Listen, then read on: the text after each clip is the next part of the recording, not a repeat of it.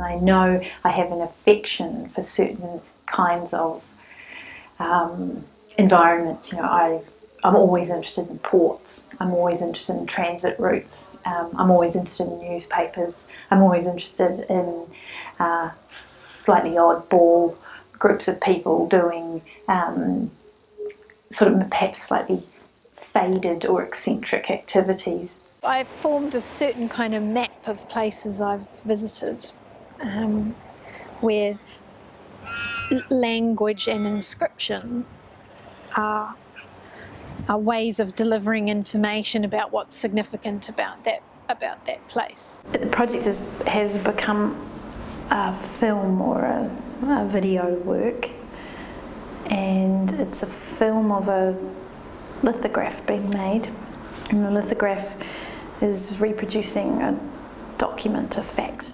But I'm more interested in the process of the lithograph being made really than the print itself. So the print is not present in the exhibition that's at the Western Australian Museum. You know, the absence of the print for me is probably fairly important, because it's a mirroring of the absence of the plaque on the rock at the massacre site at Mandurah. That particular site in Mandurah has a monument of sorts, or it has a boulder, large stone that has had, as far as I'm aware, it's had two plaques affixed to it. So it currently has no plaque, and that plaque has been, I guess, a fairly contested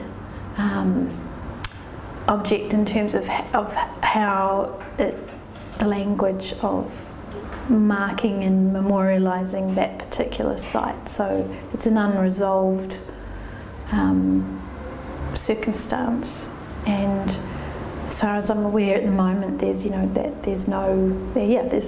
resolution to the language around that particular plaque. This little monument says to mark the completion of the first stages of the Mandurah water supply and the Mandurah sewage scheme.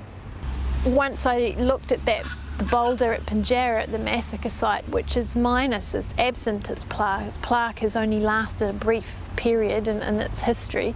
It's been without a plaque for 4 years now. That of course the kind of provocation around the language on that plaque has caused someone to, you know, vandalise or rip it off, whereas, you know, a rock like this is very safe from that.